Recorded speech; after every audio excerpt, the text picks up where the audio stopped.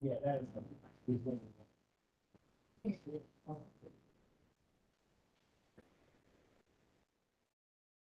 Mr. Chairman, we are streaming and recording now.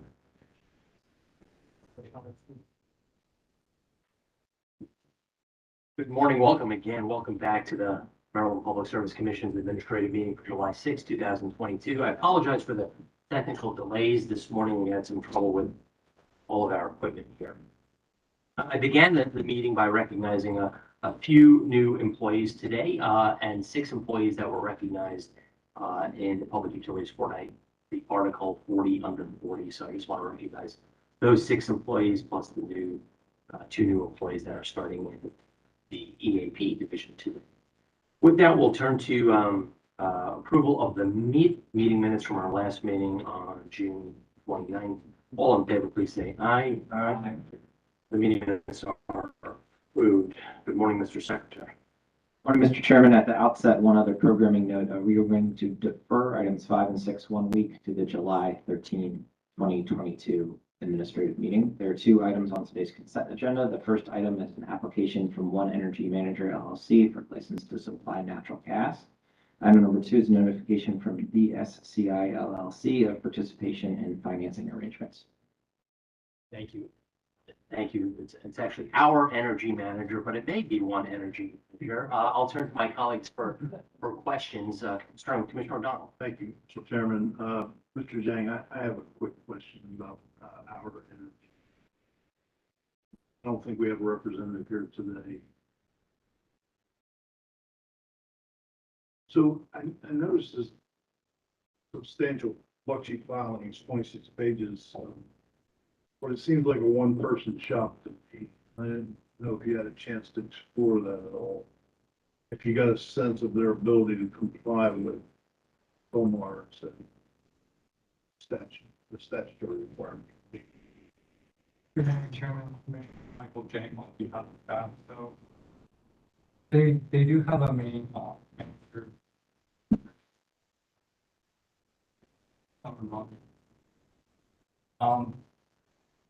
But I will note that they have, I guess, experience.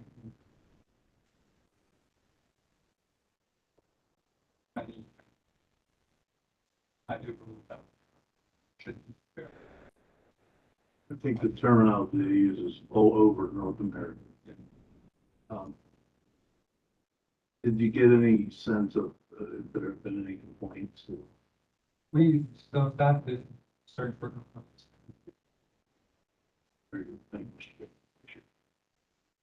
Thank you, Mr. Zhang, and congratulations again. I guess there's nothing wrong with a one-man show operation if they have the competence to hold a license. Although those applications will get additional scrutiny, and Mr. Zhang is on the job for that. So, seeing no additional questions, I would move that with respect to item number 1, Our Energy Manager LLC, that we grant the company a license to operate as a natural gas supplier in Maryland, limited to broker services for the customer classes and service territories applied for and recommended by staff. Direct the company to provide training materials specific to its Maryland operations to the commission staff 30 days prior to utilization of the materials in Maryland, and direct the company to file notice with the commission within 30 days of any changes to the information in its application. With respect to item number 2, I move that we note the filing. The vote begins with Commissioner Rubin. Aye. Commissioner Linden. Aye. Commissioner O'Donnell. Aye. And Commissioner Richard. Aye. I vote aye. The motions are approved. Mr. Chairman, item number 3 on the administrative meeting agenda is a request from Washington Gas Light Company to remove a 2022 STRIDE project.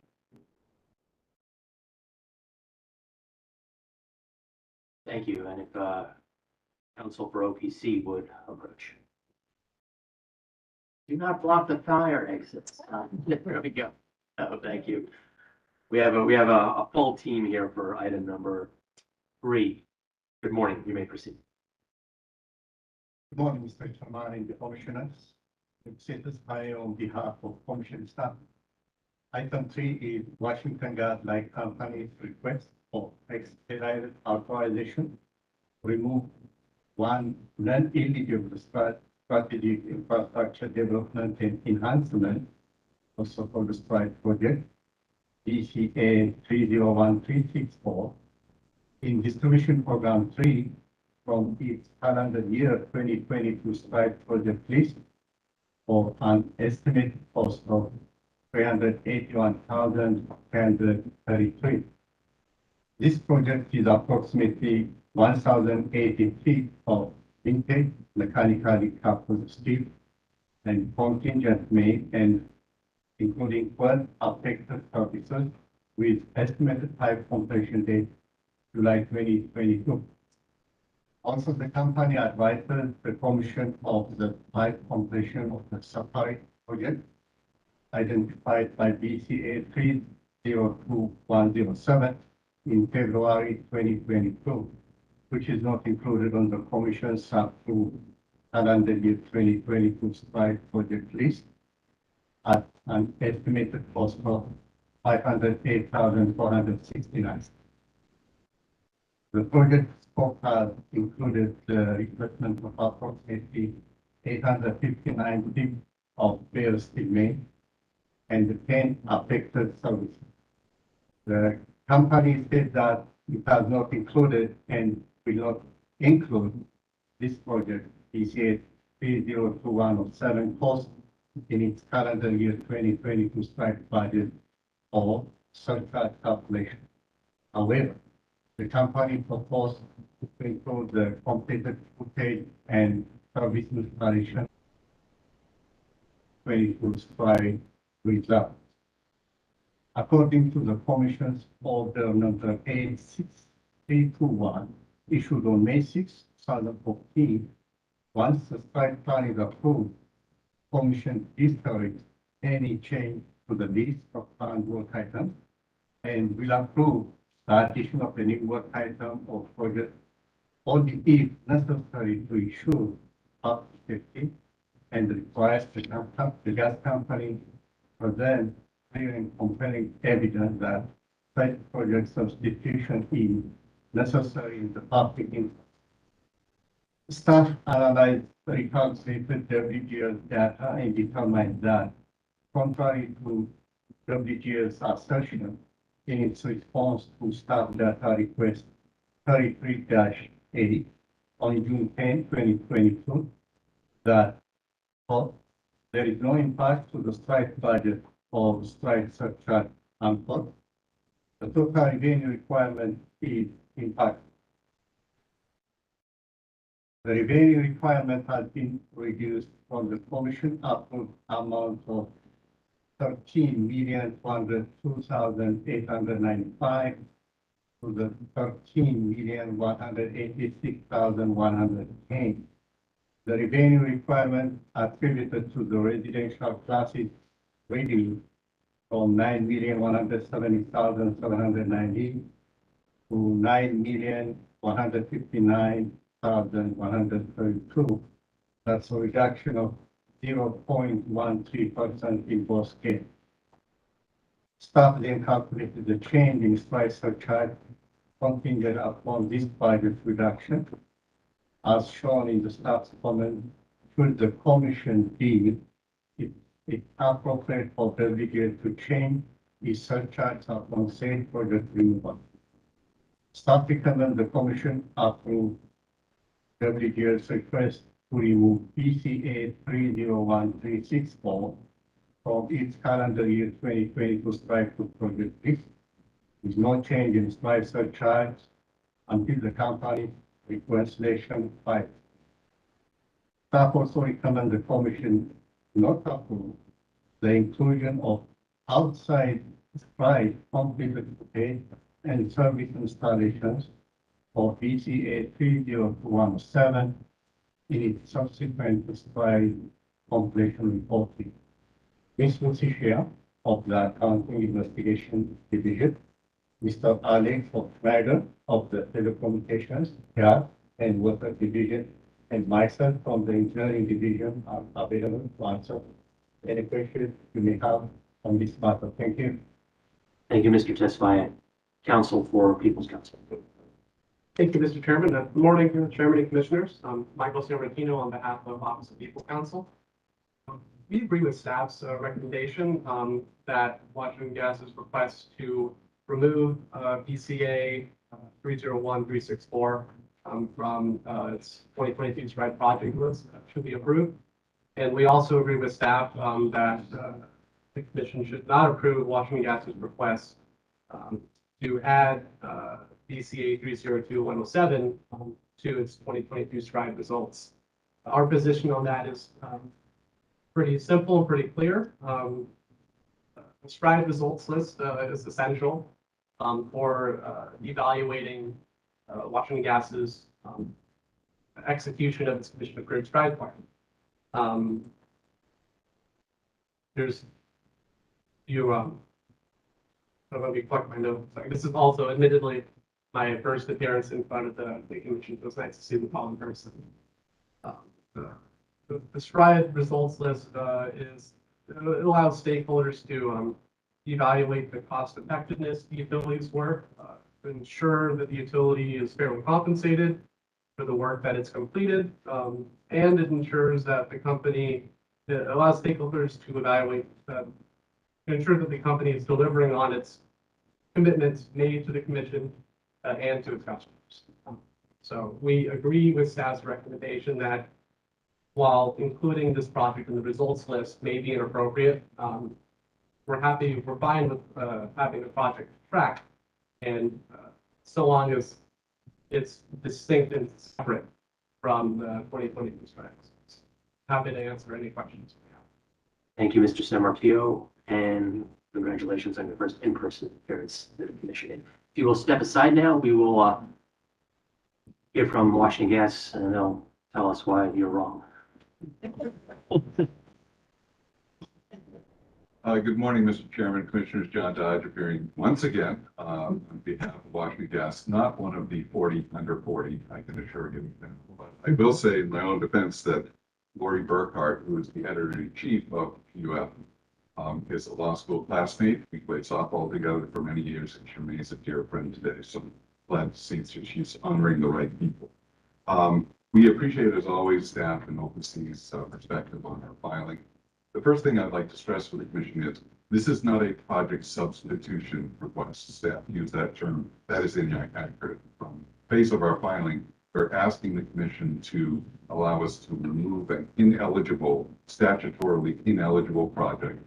And on the back end, we're asking to recognize the results only of a project that was eligible for STRIDE but didn't make it on this year's list and is being funded separately from what we call our betterment budget, our non-STRIDE regular capital budget. So it's not a project substitution, not one off in direction. Why the staff may be wrong. They're mostly right in the butt sheet. We appreciate that they agree that the project is ineligible and should not be put on the STRIDE project list. I would take issue with staff's characterization that he did not answer certain discovery requests accurately. The Commission has made it clear in no uncertain terms that for calendar year 22, and I suspect the same will be it will be the same for calendar year 23, that the company is not to change the Commission approved budget, the Commission approved spend, the Commission approved surcharge, or the Commission expectations on our installation achievement rates.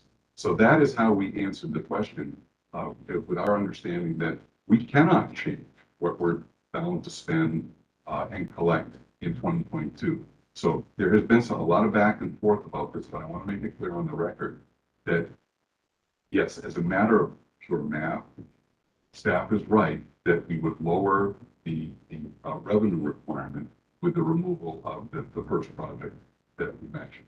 But we also take heed of the Commission's admonition. We are not to change any of the aforementioned elements of our 2022 STRIDE program here in Maryland. So that's what we meant when we said there is no impact. You told us not to have an impact, and we're trying to keep your admonitions in that regard. I'd also note that this is a de minimis amount of money. It's $17,000 out of a $13 million spend in Maryland. So I was a little surprised to see both the number of staffers here this morning and the length of their comments, but we get it. We are trying to be transparent. Recently, we filed sort of a mid-year update on how we're doing in 2022 as a result of earlier agreements with OPC and staff on improving our transparency and reporting. So we're trying to do what we hear the commission telling us to do, and that's what we did with this project renewal. For the project substitution, the company can accept the recommendation that we track things separately. We're not trying to skew the results. We just wanted to, again, follow the commission's admonition. You told us to consider using non-STRIDE dollars where appropriate to catch up, if you will, to resolve STRIDE deficiencies. That's exactly what we did with this project. So we'd like to track it in some form or fashion. We're not wedded to a particular thing. If it's a separate column, we're happy to do that in the reports. With that, I'll stop there and take any questions you may have. Thank you. Thank you, Mr. Dodge. You made a number of compelling arguments that I would like to hear both from staff to respond to and Office of People's Counsel to respond to. So if you could vacate the podium for a moment. Well, we'll start with staff here. Mr. Dodge makes the argument that this is really not a substitution. Can you respond to that? Actually, I don't recall, I say that this project for the substitution is clear. Mr. George is a lawyer, but I am also part-time mathematics teacher, so I see numbers. This is a clear filing to remove one project. And the second one, where they are asking to use the record of BCA 302107 in the STRIDE result. The STRIDE result data, we use that data to evaluate the effectiveness of the completion of the STRIDE activity. So we don't see any benefit to use that result in the STRIDE table. However, we don't have any issue also if they report about any project completed outside the STRIDE activity Separate items. So you agree on that point with respect to reporting. Mr. Sammartino, how would you respond to Mr. Dodge? I think when OPC reviewed this request, it was a little unclear what exactly Washington Gas was asking for. I think in our comments, we took the request at face value that they're simply seeking to get credit for some STRIDE eligible work they completed outside of STRIDE and include that in their results. As far as we could tell, this is a new request. I haven't, in our research, we couldn't find a similar request by another utility in the past. And it's not clear to us that, on given how the STRIDE law establishes a rigorous approval and auditing process and sets forth these filing requirements, it's unclear legally how a project that is completed outside of the STRIDE program can still be included in the STRIDE results list, but excluded from the budget and the commission approved project list. I think that's probably a more compelling argument. I don't think there's any question that the 302-107 was STRIDE eligible. If it had in fact been placed in the STRIDE project list at the time. Had you had any communications? I'm just asking about had you had any communications with counsel for WGL before today? Not on this matter. That's always encouraged. You could iron out some differences along the way. Obviously, staff took the opportunity with respect to its data request. And Mr. Dodge, I recognize that this is kind of a pocket change in the whole scheme of things, but commission staff is on the job, in for a dime, in for a dollar. I'll turn to my colleagues to see if they have questions. Commissioner O'Donnell. Yeah, Mr. Sammartino, I have a history of baptizing new practitioners before this commission. I'm gonna let you off the hook today. That's okay. Appreciate that. No problem. Mr. Dodge, what is the status of this project 302107? What's the physical status? It's a pipe complete, meaning the install has taken place. We're in what we call pre-close, so we're gathering invoices, looking at restoration, that sort of thing. So you want to add it to the list, ex post facto? No, No, you don't. if your honor is inviting that, sure, we'll do that. We didn't think that was the appropriate course for the very reasons that Mr. San Martino just laid out. The project list has been long. The project is done, effectively done. It is. You're just adding it to the list. We would add No it as well. need to get it approved and add it to the list to get it done. It's done. It is done. I'm having a hard time. Again, we're just speaking to tracking results because it's turned out to be a stride eligible. Yeah, I struggle with, you have an obligation, you, not you personally, but you as regulated utility, public utility in the state, I don't have an obligation to provide safe and reliable service, and you've done that with this project. Tried, it's neither here nor there. I've been, That's exactly what happened here. We found a need to replace this pipe. That's why I had to bid it during that process. So it's stride eligible, so it can be transparency in the project. thank you, Mr. Dutch. Additional questions? Commissioner Moore. Thank you, for all this information. So it seems as if this is kind of like a credit. I mean, this is really, we want this to be a credit in the STRIDE program. Well, what is the impact of not having this in the STRIDE program? I think it would be a bit at cross purposes, Your Honor, with the commission's earlier directive that, as Commissioner O'Connell just stated, that we go ahead and exercise our public safety and public utility responsibilities as necessary. So if you said, don't track that in conjunction with, I'm not, again, separate column is fine, stride chart. I think it would be, as I said, just a little incongruous with the commission's prior admonitions that we are expected to replace projects, replace pipe as it becomes evident to the need to do that. Again, just from a record perspective, it's still going to go out. Thank you.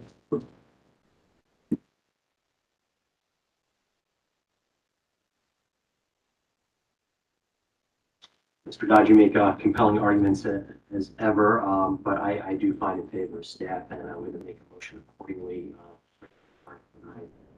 I move that we approve the company's request to remove the BCA 301364 project from the calendar year 2022 STRIDE 2 project list with no change in STRIDE surcharges until the company's reconciliation filing, and disapprove the inclusion of quote unquote outside STRIDE completed footage and service installations for the BCA 302107 project to the company's STRIDE completion. Reporting the vote begins with Commissioner Moore. I agree with the arguments that everybody's made. I think the staff arguments are compelling, so I. Commissioner Linton, All right. Commissioner O'Donnell, Aye. and Commissioner Richard. Aye. I vote aye. The motion is approved. Mr. Chairman, item number 4 is a request from CPV Backbone Solar LLC to amend its CPCN in case number 9663 to authorize fixed tilt. Thank you. Good morning, Mr. Dvorsky. Good morning, Mr. Chairman, Commissioner. Frank Dvorsky on behalf of the commission staff. I'm filling in for Samuel with the rarity. He couldn't be here today. Did the work. On May 24th, CPV Backbone Solar filed with the commission a request to amend our plant resource program conditions 2 and 30 of Commission Order 90038, issued in connection with case number 9663. CPV Backbone Solar's application for a certificate of convenience necessity to construct a 175 megawatt solar photovoltaic generating facility in Garrett County, Maryland.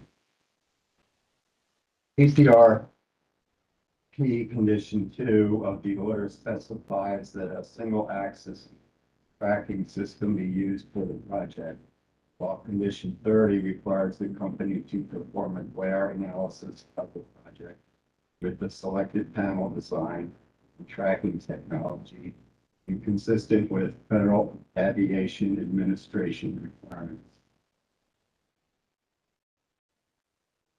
The company is requesting to update conditions 2 and 30 in order to implement Garrett County's and Maryland Department of the Environment's required environmental mitigation measures, which the company expects will reduce available area for installing solar panels.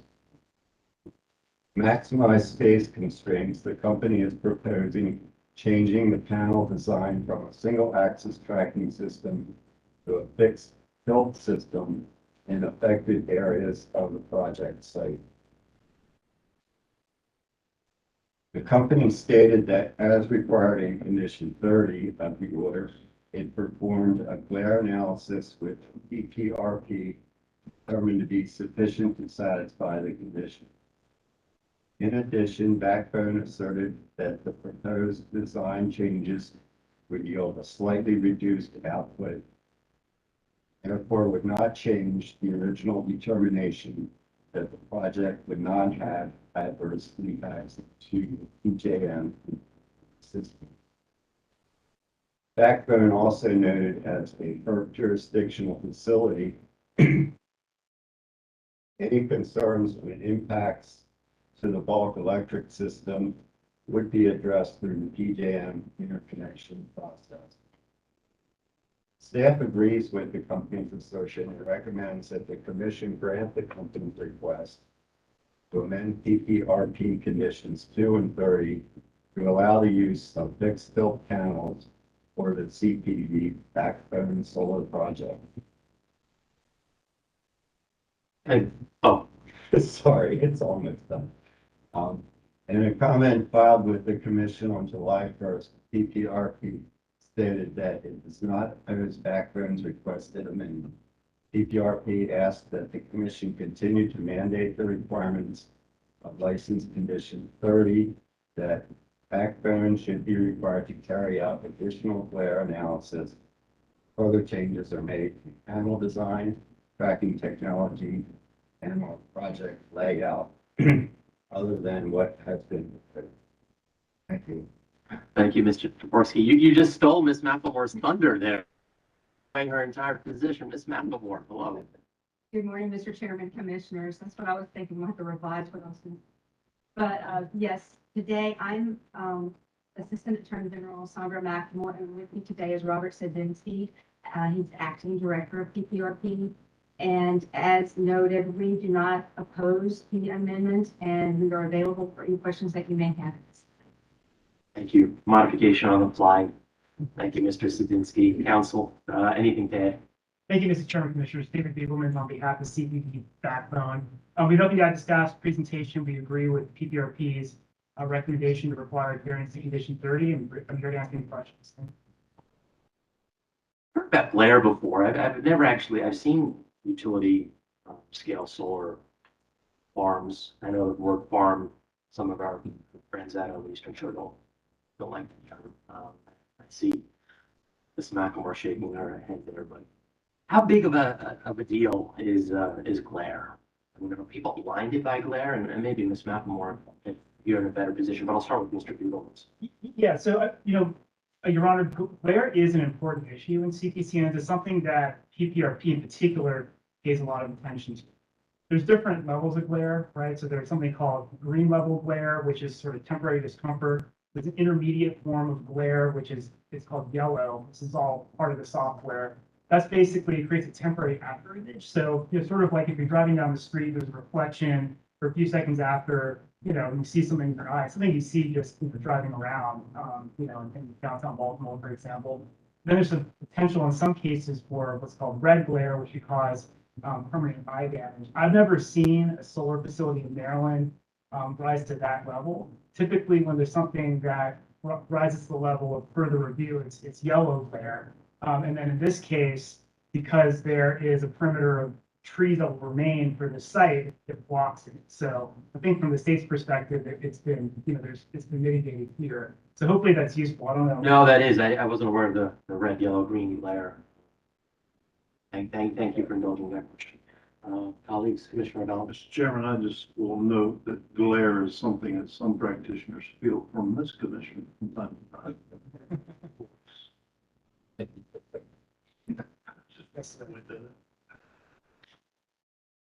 Commissioner Linton. Thank you, Mr. Chairman. Just a quick question perhaps for PPRP. I personally had a tree struck by lightning a few weeks ago at my backyard. So I know that there's always a possibility that even though we like to think of tree lines as being somewhat permanent, there's always a possibility that it could come down or fall down or something. So we're relying on trees here to limit some of the glare.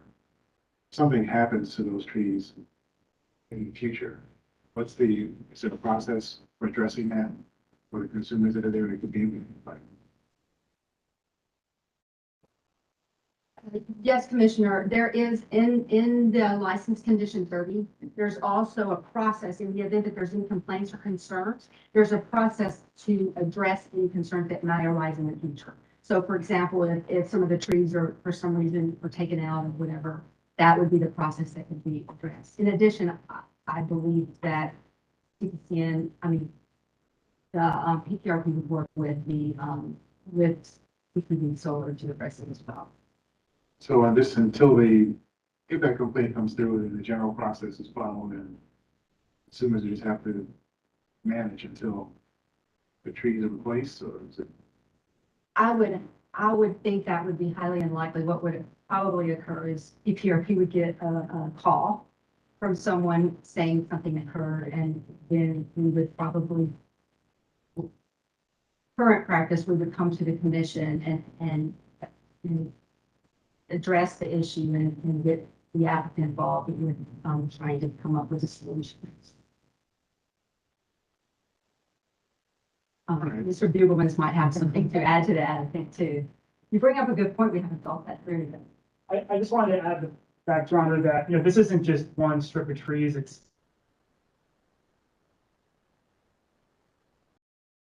everything down. So I agree with Ms. McLemore that there is that condition that could address it if this were to happen, but I do think it's a very remote risk. Thank you very much. Hopefully you won't come to the board. Thank you, Mr. Chairman. Commissioner Bubar. I just have a question for the PPRP folks, which by the way, I'm going to meet with you guys next week or 2 weeks from now, so I'm looking forward to that, to just understand the process a little bit more. But is the glare an issue depending on the proximity of the solar installation to houses or residences? I mean, if there wasn't anything close to it, would glare still be an issue? Yeah, you're correct. It is in proximity, and the closer you are, obviously, it's almost like a concentrated, it's first thing in the morning, last thing at night, especially on fixed still tracking. You generally don't have glare on tracking because it actually is tracking sun, but on fixed still, usually first thing in the morning, last thing at night, because it's reflection offset. And the further away you are, the less intense that is, the would be. But like Mr. Buchanan stated, obviously the trees are blocking. So your processes take all that into consideration of Yeah. proximity. Yeah, we run the glare model, but the glare model does not include any kind of trees. So it's a little difficult, but being on site, we were actually there. Actually, I talked to one of the neighbors of the houses that may have glare, and he was more than happy to have solar going. That be a very nice, quiet neighbor. So, Right, thank you. you're welcome. At this point, I would move that we grant the company's request to amend PPRP condition number 2 and 30 to order number 90038 to allow the use of fixed tip panels for the CPV backbone solar project. Vote please with Commissioner Bubar. Aye. Commissioner Holden. Aye. Commissioner O'Donnell. Aye. And Commissioner Wiltshire. Aye. I vote aye, the motion is approved. Mr. Chairman, item number 7 is held over from the June 1st administrative meeting. It's revised tariff pages from Washington Gas Light Company updating discount rates for the purchase of supplier receivables. Thank you. We last had this item 5 weeks ago on the agenda, as the executive secretary just mentioned. It appears, based on the pleadings and the supplemental buck sheet, that the parties are largely in agreement. I would ask that Office of People's Counsel please take the podium. Mr. Dodge, if you'd like to take a seat up front. appears based on Appendix A that was filed by staff with the revised June 29th bug sheet that we don't really have any issues to address here. The thorny issues have been resolved and largely is similar to the BGP, as I understand it, policy. So, Mr. Baker, good morning. Good morning, Chairman, Commissioner. Benjamin Baker on behalf of staff. So yes, Washington Gas has filed revised pages to increase its POR rates of residential customers and to reflect an update to the process of setting the POR rate forward. After considering these issues, we went back and discussed after the admin meeting first. These were one, OPC's request to revise their tariff,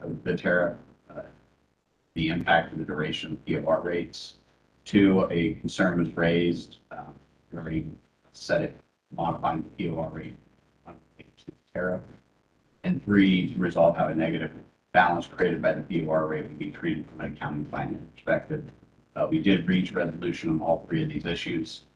The tariff was revised to include OPC's request, such that the tariff language and also such that the tariff language match the method used to set the POR rate. And Washington Gas will be creating an unfunded liability, which is effectively they will carry a liability on the books, but the cash won't be available. Fund it, any money drawn that's negative, effectively be used to fund it. That if in the future they're required to draw upon that liability. And so staff had a conversation with BG&E and confirmed this was a similar. And so because of that, staff does recommend that you accept filing Washington Gas's revised tariff, which is contained in Appendix A, effective date May 1st, 2022. Thank you. Thank you. Mr. Sammartino, is OPC on board? Thank you, Your Honor. Yes.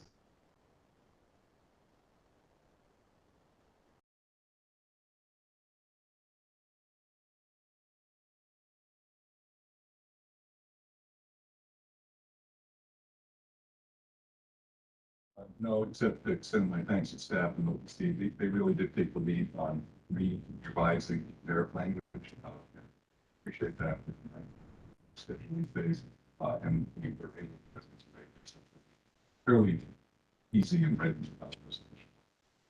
Thank you. I appreciate the hard work. I know this was a thorny issue. I